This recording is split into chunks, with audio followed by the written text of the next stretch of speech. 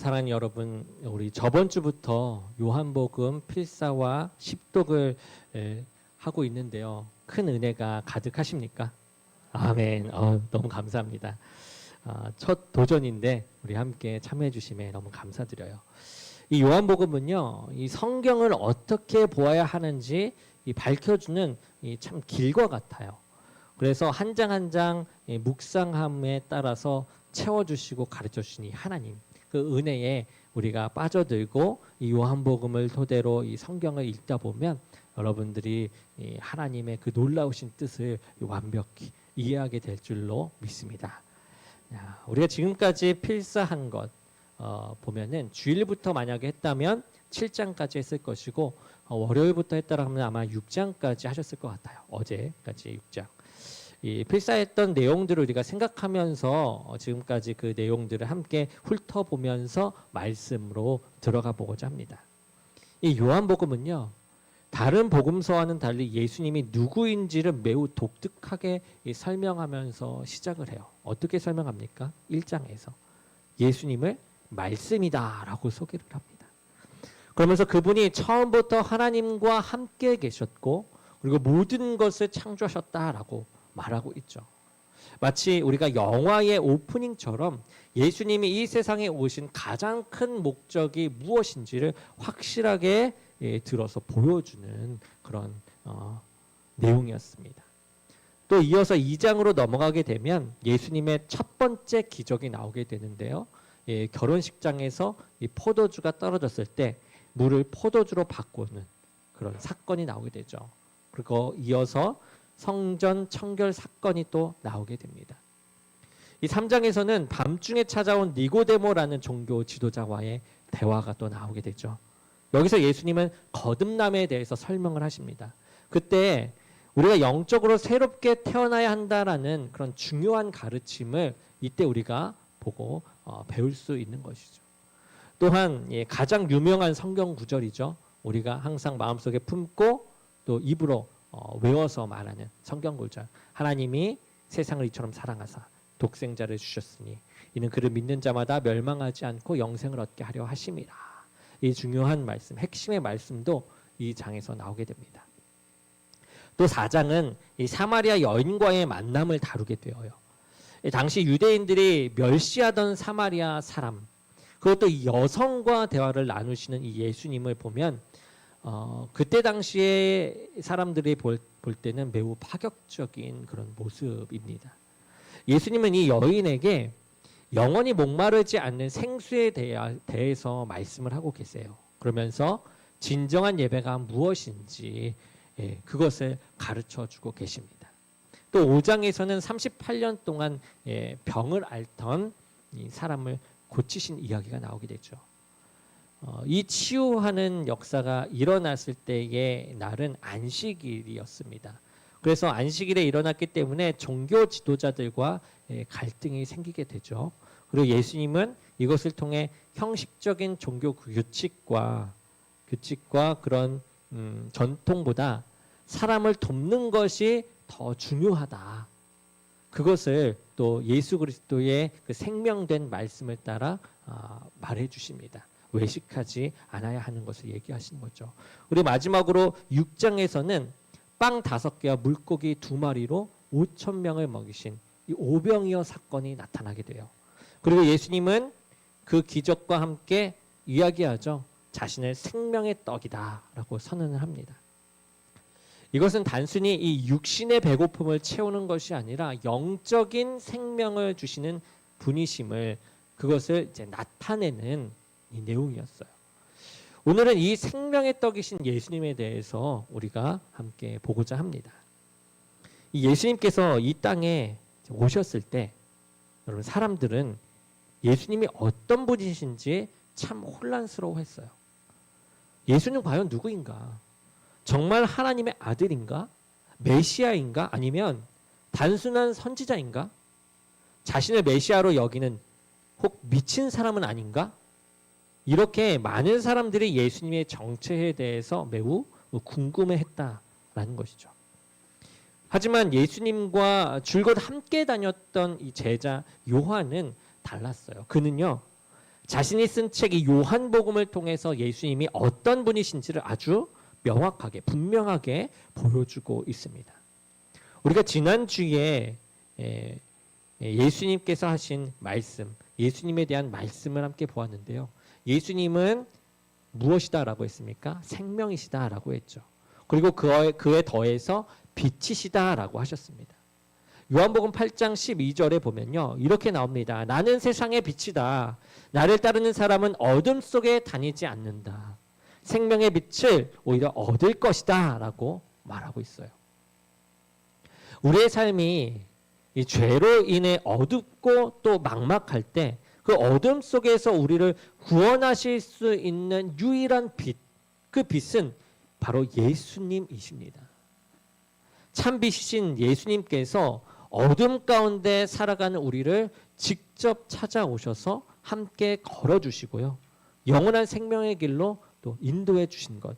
그것이야말로 주님의 크나큰 은혜이고요. 우리의 복이라고 믿습니다. 오늘 말씀에서도 예수님은 자신이 이 누구인지를 또 다른 모습으로 보여주고 있어요. 예수님은 얘기합니다. 나는 생명의 떡이다 라고 이야기해요. 전에는 생명의 빛이다 라고 했다면 생명의 떡이라고 얘기합니다. 혹 떡이라고 하면 우리가 흔히 먹는 인절미나 무지개떡, 이 송편 같은 이 한국의 떡을 떠올릴 수 있을 것 같습니다. 하지만 여기서 말하는 떡은요 조금 달라요. 물과 섞은 밀가루를 구워 만든 이 팔레스타인 스타일의 길쭉하거나 둥근 두꺼운 이 빵을 말하는 것이죠. 이 떡은 사람이 살아가기 위해 꼭 먹어야 하는 아주 기본적인 음식을 대표합니다. 그래서 사람들은 이 떡을 구하기 위해 매일같이 열심히 일하면서 살아가는 것이죠. 그런데 예수님은 자신을 찾아온 사람들에게 이 특별한 선언을 하세요. 바로 자신이 생명의 떡이다라는 선언입니다. 예수님이 이 땅에 생명의 떡으로 오셨고 이 떡이신 예수님을 먹는 사람은 참된 생명을 얻게 됩니다.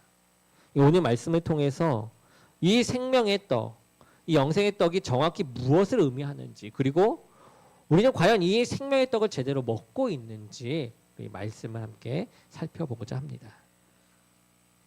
오늘 본문 말씀을 보기 전에 나오는 이 오병이어의 이야기는 이 세상 사람들이 어떤 떡을 찾아 살아가고 있는지 단적으로 보여주고 있습니다. 예수님께서는 이 큰 무리가 자기에게 오는 것을 보시고 이 빌립에게 물으셨어요. 어디서 떡을 사서 이 사람들을 먹이겠느냐?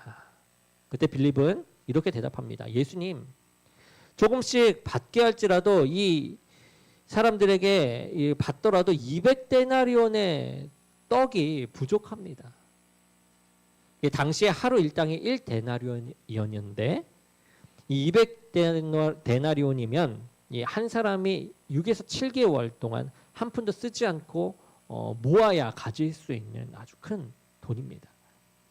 그런데 더 큰 문제는 제자들에게 그 많은 돈도 없었을 뿐더러 설령 돈이 있다 할지라도 그 많은 음식을 한꺼번에 살 수 있는 이 가게 또한 없다라는 것이죠. 그때 옆에서 이 이야기를 듣고 있던 이 안드레가 예수님께 보고합니다. 예수님, 한 아이가 보리떡 5개와 물고기 2마리를 가지고 있습니다. 그런데 이 많은 사람에게 이것이 얼마나 되겠습니까? 여기서 우리가 궁금해할 수 있는 점이 있죠. 안드레가 그 아이의 음식을 어떻게 알았을까요? 그 아이에게 음식이 있는지 어떻게 알았을까요? 안드레가 일일이 음식을 찾아다니며 사람들을 조사했을 리는 없을 것입니다. 아마도 그 아이가 자발적으로 그 음식을 예수님이나 제자들이 먹을 수 있도록 내어 놓았을 것이에요. 이 오병의 기적은요, 바로 이 한 아이의 작은 헌신으로부터 시작되었습니다. 예수님은 그 음식을 받으시고 축복하십니다. 그리고 감사의 기도를 드리셨어요. 그리고 앉아있는 사람들에게 음식을 나누어 주기 시작합니다. 예수님은 사람들이 원하는 대로 주셨고 사람들은 배부르게 먹었습니다. 그리고 놀랍게도 남은 것을 모아보니 12바구니나 되었습니다. 실로 말도 안 되는 기적이 그 자리에서 일어났던 것이죠. 하지만 예수님께서 이 기적을 행하신 것은 단순히 자신의 능력을 보여주시기 위함이 아니었어요. 여러분, 이것은 예수님의 정체, 곧 그분이 누구신지를 드러내기 위한 것이었다라는 겁니다. 그런데 안타까운 것은 무엇이냐? 무리들이요, 예수님께서 왜 이 기적을 행하셨는지 그 의미를 전혀 깨닫지 못했다라는 점입니다. 무리들은 이 오병이의 기적을 보고 예수님을 하나님께서 보내주신 선지자 정도로만 여겼다라는 거예요. 그들의 생각 속에는 이 과거 엘리야나 엘리사 같은 선지자들의 기적이 있었기 때문에 그렇게 겹쳐 보였던 것입니다. 엘리야 선지자는요, 가뭄으로 굶어 죽을 위기에 처한 이 사르밧 과부를 찾아가 가루통에 가루가 떨어지지 않고 기름병에 기름이 마르지 않게 하는 기적을 행합니다. 엘리사 선지자도 이 여리고 성에서 나쁜 물을 정화하여 과실이 잘 맺히도록 하는 그런 기적을 베푼 것을 봅니다. 사람들은 예수님이 이렇듯 자신들의 굶주림을 해결해 줄 수 있는 분임을 알고 그분을 억지로 임금을 삼으려고 합니다. 임금으로 삼으려고 해요. 똑같이 여기면서 우리들의 배를 굶기지 않을 분으로 여겨 임금으로 삼으려고 합니다. 하지만 예수님은 이것을 단호히 거절하시죠. 그들의 집요함은 다음 날에도 계속되어요. 사람들은 배를 타고 예수님을 찾아옵니다. 그래서 오병이어의 기적이 일어났던 곳으로 가요. 갔다가 예수님이 안 계신 것을 보고 다시 가버나움까지 쫓아갑니다. 그곳에서 마침내 예수님을 만났을 때 예수님은 그들에게 이렇게 얘기해요. 그들의 지금 상태를 확실히 보며 꿰뚫으며 이야기하는 내용이죠. 요한복음 6장 26절의 말씀입니다. 우리 함께 읽어보도록 하겠습니다.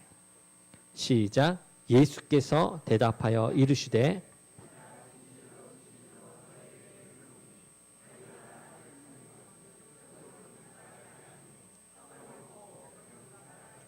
아멘. 예수님은 그들이 오병이어의 기적을 통해 예수님의 참된 정체를 깨닫기를 원하셨어요. 이 사건은 단순히 예수님이 사람들의 육신적인 굶주림을 해결하시는 분임을 보여주기 위한 표적이 아니었던 것입니다. 우리도 예수님을 왕으로 모시고 따를 때 이 사람들처럼 단순히 육신의 만족을 위해 따라서는 안 됩니다. 하나님 아버지께서는 우리의 육신적인 배고픔을 해결하시고자 아들 이 예수님을 보내신 것이 아니에요. 만약 그것이 목적이었다면 하나님은 이 예수님이 아니라 요셉과 같이 백성들을 기근에서 구할 수 있는 다른 사람을 세워주셨을 것입니다. 예수님이 예수님으로서 반드시 오셔야 했던 이유는 우리의 육신의 떡을 공급하기 위함이 아니라 바로 자신이 생명의 떡이 되어 우리에게 이 영원한 생명을 주시기 위함이었다라는 것입니다. 예수님은 육신의 떡을 구하러 온 사람들에게 더 중요한 생명의 떡에 대해 말씀하셨습니다. 그리고 그 생명의 떡이 바로 자신임을 선포해요. 우리가 말씀을 보겠습니다. 본문 말씀 21절입니다. 21절 요한복음 6장 51절입니다. 요한복음 6장 51절 함께 보겠습니다. 시작. 나는 하늘에서 내려온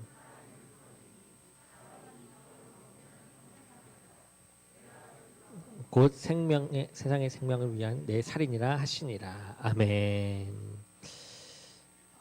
이 말씀을 딱 사람들이 들었습니다. 사람들은 이 말씀을 듣고 혼란스러워했어요. 사람들이 수근거리기 시작합니다. 이 사람이 어찌 능히 자기 살을 우리에게 주어 먹게 하겠느냐.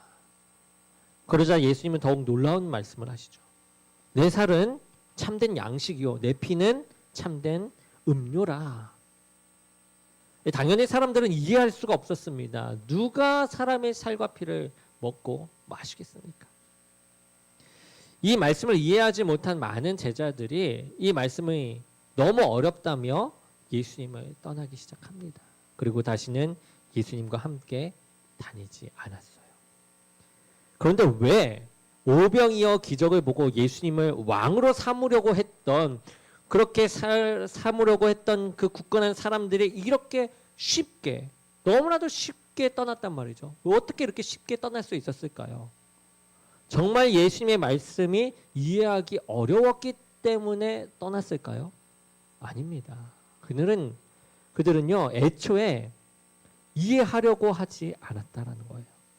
그들이 예수님을 떠난 진짜 이유는 더 이상 자신들이 원하는 이 육신의 떡을 얻을 수 없다라고 생각했기 때문입니다.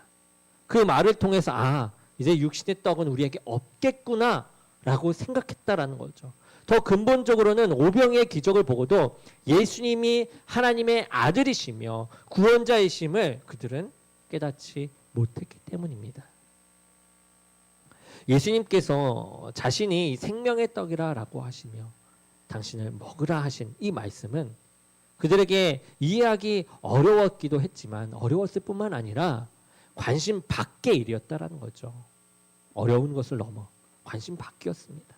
그들은 영생보다는 당장의 양식을 줄 사람을 더 원했던 것입니다.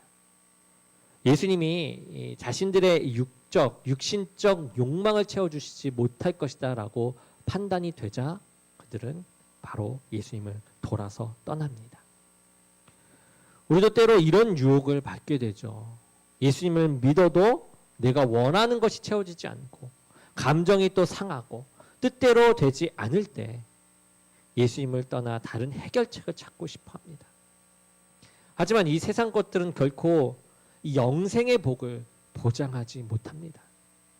우리가 예수님을 통해 진정으로 얻어야 할 것은요, 영생이라는 거죠. 영생. 이 영생은 생명의 떡이신 예수님의 살과 피를 통해서만 얻을 수 있는 것입니다. 여기서 말씀하시는 예수님의 살과 피는 바로 우리의 죄를 대속하시고자 십자가에서 찢기신 살과 흘리신 피를 의미합니다. 우리는 예수님의 이 십자가 죽음이 나를 위한 구속의 사건임을 믿고 확신해야만 합니다. 그때야 우리는 영생을 얻을 수 있을 줄로 믿습니다. 예수님의 십자가 사건.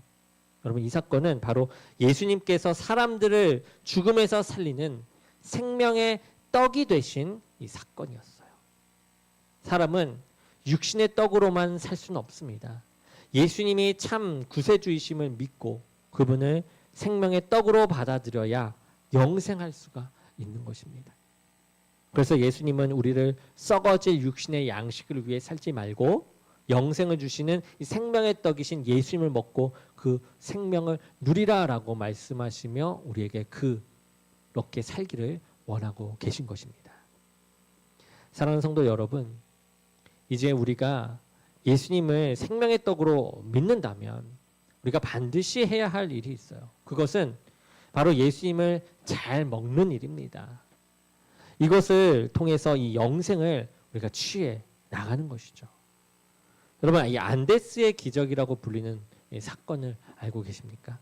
1972년 10월에 이 아마추어 럭비 선수들을 포함한 45명의 사람들이 탑승한 비행기가 있었습니다. 이 비행기가 이 짙은 안개 속에서 항로를 벗어나 눈 덮인 이 안데스 산맥 봉우리에 추락하고 말아요.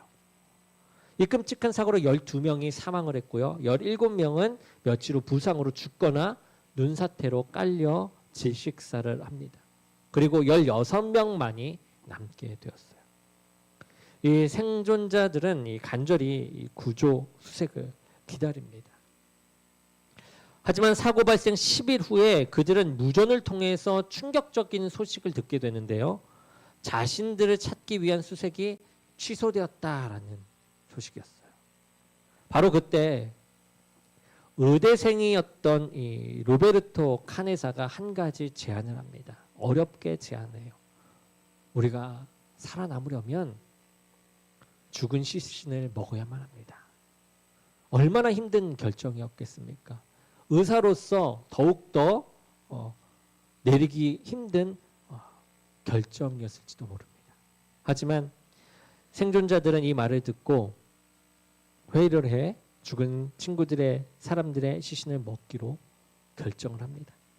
더 놀라운 것은 그들 중 누군가가 죽으면 다른 사람들이 먹을 수 있도록 서로 약속했다라는 것이에요. 그러니까 자신의 몸을 다른 사람이 살리는 양식으로 내어 주었다라는 것입니다. 이렇게 16명의 사람들은 인육을 먹으며 2달을 그 혹한의 산에서 버텨냅니다.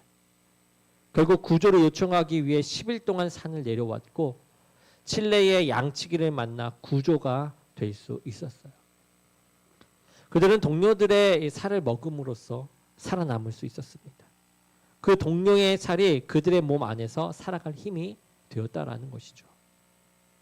사랑하는 여러분, 예수님께서 주신 이 살과 피를 먹고 마실 때 우리는 영원한 생명을 얻게 됩니다. 예수님은 우리를 살리고자 자신의 살과 피, 이것을 내어주셨다라는 거죠. 그분은 우리가 그의 살과 피를 먹음으로써 우리 안에 예수님을 모시고 영원하신 예수님의 생명으로 살아가기를 원하십니다. 지금도 예수님은 자신을 생명의 떡으로 우리에게 내어주고 계십니다.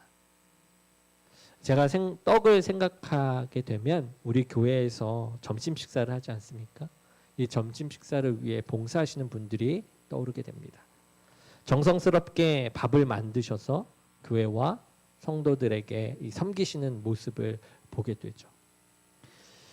이러한 마음으로 준비하신 이 음식을 준비하신 분들께 가장 기쁨이 되는 것이 무엇일까요?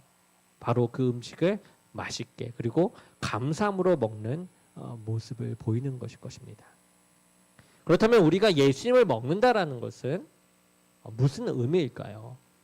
첫째는 예수님을 우리를 구원하신 구세주로 믿고 받아들이는 것입니다. 예수님을 구세주로 믿을 때 누구든지 죄와 사망의 권세에서 벗어나 영생을 얻게 된다라는 것을 믿는 것이죠. 둘째는 예수 그리스도께서 우리 안에 거하시며 그분의 말씀이 우리의 삶을 통해 나타내게 하는 것이에요. 예수님께서 말씀의 육신이 되어 오신 것처럼 우리도 그분의 말씀을 먹고 그대로 살아감으로써 우리의 몸이 예수님처럼 거룩하게 변화되는 그런 성화의 삶을 살아가는 것입니다. 사랑하는 성도 여러분, 지금 이 시간에도 우리는 예수님을 잘 먹어야만 합니다. 찬양 가운데 드러나는 그 예수님, 기도와 말씀 가운데 나타나시는 그 예수님을 아멘으로 우리 안에서 받아들이는 것이죠. 그리고 우리 몸이 예수님의 몸이 되어서 주님처럼 살아가는 것입니다. 말씀을 정리하고자 합니다. 성도는 어떤 사람입니까? 생명의 떡 되신 예수님을 감사함으로 잘 먹는 사람입니다. 예수님은 우리가 예수님의 살과 피를 잘 먹고 마시며 살아가기를 원하세요. 예수님께서 십자가에서 우리의 죄를 대신하여 죽으셨다는 그 말씀을 우리가 잘 먹고 그 믿음으로 살아가기를 원하시는 것입니다. 이제 부활주일이 다가오죠. 다음 주는 종려주일, 그 다음 주는 부활주일입니다. 부활주일에는 우리가 성찬을 하게 되는데 우리가 성찬을 할 때 내 안에 예수님의 살과 피가 들어와 예수의 몸이 내 몸이 되고 그의 피가 내 안에 흘러 주의 삶을 살아가도록 우리는 그 성찬에 임하여야만 합니다. 나도 내 살을 내어줄 수 있는 삶, 내가 살기 위해 다른 이의 살을 찢어 먹는 사람들이 아니라 내 살과 피를 내어주는 삶을 살아야 할 것입니다. 그러기 위해서 우리는 예수님을 잘 먹어야만 하는 것이죠. 그런 의미에서 우리 모두 주위에 있는 분들, 옆에 있는 사람들에게 이렇게 인사하면서 마무리하고자 합니다. 생명의 떡이신 예수님을 잘 먹읍시다. 생명의 떡이신 예수님을 잘 먹읍시다. 아멘. 우리 이 시간은 이 생명의 떡이신 이 예수님 잘 먹음으로 통해서 우리가 일어나는 역사, 하나님 앞으로 나아가는 역사, 주님의 능력으로 우리가 다시 한번 세워지는 역사가 일어나기를 원하며 예수의 이름으로 나는 일어서리라 함께 찬양 드리겠습니다.